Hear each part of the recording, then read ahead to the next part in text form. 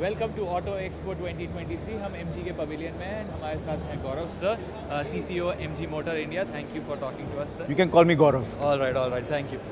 सो इन्होंने hydrogen fuel cell technology पर थोड़ा फोकस दिखाया है इस एक्सपो पर, एंड यूनिक 7 आपने अनवील करी है। सो आपने बोला था कि इस साल हम ईवीज़ पर फोकस करेंगे, बट आज आपने एक फ्यूल सेल वाली गाड़ी दिखाई है, तो इसके पीछे क्या रीज़न रहा?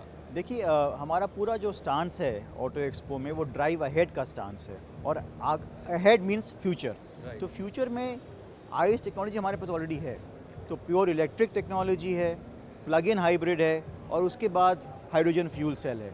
तो हमारा ये पूरा जो स्टैक है ये फुलफ़िल करता है हमारा जो मिशन है ऑफ ड्राइव अहेड और जो विजन है हमारा ऑफ ड्राइव अहेड। तो प्योर इलेक्ट्रिक में तो इंडिया में ऑलरेडी हमारी ZS EV चल रही है। हमें यहाँ पे 4 प्योर इलेक्ट्रिक व्हीकल भी दिखाई हैं, 3 प्लग इन हाइब्रिड है और ये specially fuel cell hydrogen fuel cell गाड़ी है जो कि दुनिया की पहली वैन है जो फ्यूल सेल है।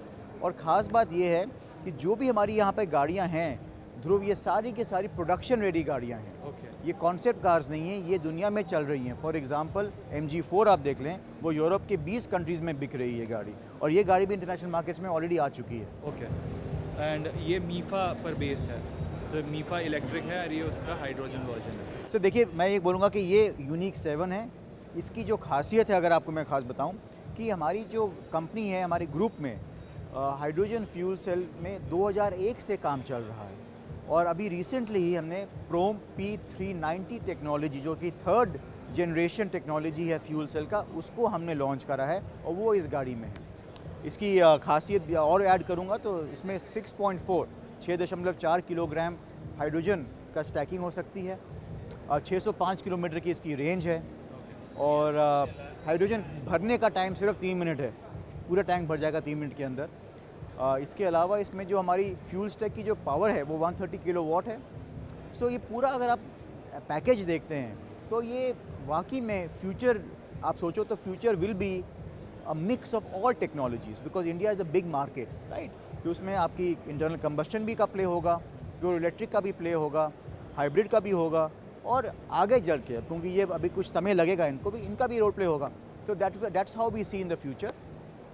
और गाड़ियों के अलावा इकोसिस्टम का जो हमने प्रदर्शन यहाँ पे करा है, इलेक्ट्रिक व्हीकल इकोसिस्टम, जहाँ पे चार्जिंग सिस्टम दिखाए हुए हैं हमने सब तरह के 6 ways, battery recycling, vehicle to load, electric vehicle, गाड़ी से आप कैसे करंट लेके आप अगर कहीं कैंपिंग कर रहे हैं वहाँ पे आप अपना कैसे अपने टेंट में लाइट जला सकते हैं, वो हमें दिखाया है। इंटरनेट गाड़ी के लिए इकोसिस्टम क्या हमने वो डिस्प्ले किया है। तो आपको ये पूरा देखना है कि ये आगे की जो इंडस्ट्री की जो ग्रोथ है ध्रुव, ये ऑटोमोटिव प्लेयर्स और स्टेक होल्डर्स सब मिल के बढ़ाएंगे। तो ये गाड़ी आप इंडिया फ़िलहाल इवैल्यूएशन के लिए लाए होंगे ना? हमारी सारी गाड़ियाँ जो यहाँ पे है, 8 नई गाड़ियाँ हैं, इन सबको हम इंडिया के लिए इवैल्यूएट कर रहे हैं। और अगेन मैं ये बोलूँगा कि ये प्रोडक्शन रेडी गाड़ियाँ हैं, तो based on research, based on customer feedback, based on clinics, we will have to take our next steps. तो कितना समय तक आप इवैल्यूएशन करेंगे और आपको लगता है हाइड्रोजन पावर्ड कार इंडिया में सफल हो सकती है? बिकॉज ईवीज़ को ही अभी काफ़ी टाइम लग रहा है। देखिए, जब हम 2019 दिसंबर में हमने ZS EV दिखाई थी, तब सब सवाल यही था कि अरे इतनी जल्दी क्यों EV लेके आ रहे हो। और विदिन 3 साल भी अभी हुए हैं मुश्किल से, जिसमें से 2 साल कोविड के भी इम्पैक्ट था। और आप देख रहे हैं कि EV की हवा कैसे है मार्केट में, मतलब मार्केट की जो ग्रोथ भी हो रही है।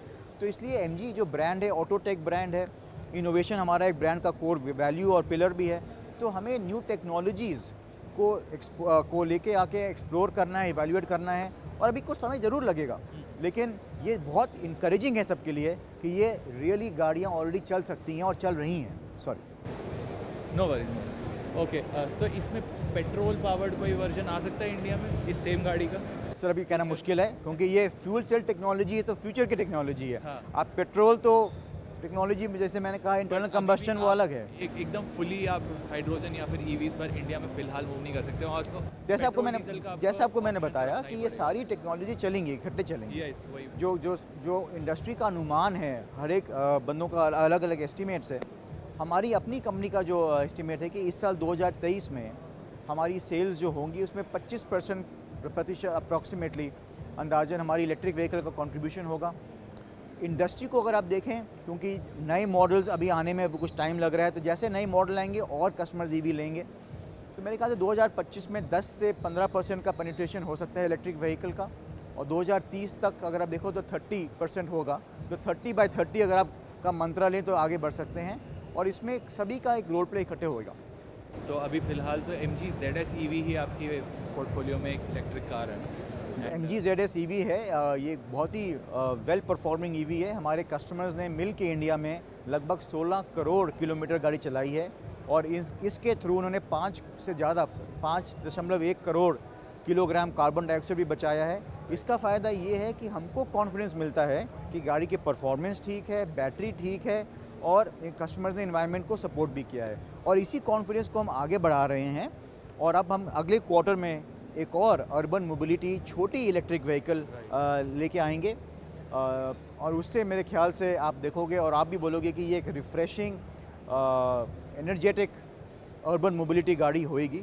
तो मे बी मार्च तक आप क्वार्टर 2 की हम बात कर रहे हैं, Q2 क्वार्टर 2 की बात करेंगे तो वहाँ पे हम गाड़ी लेके आएंगे। फाइनेंशियल ईयर या फिर कैलेंडर? कैलेंडर या क्वार्टर 2, ओके ठीक है। यानी कि फाइनेंशियल ईयर क्वार्टर 1 हो जाएगा फिर। हाँ हाँ, all right sir, thank you. Thank you Dhruv. हमारे लिए समय निकालने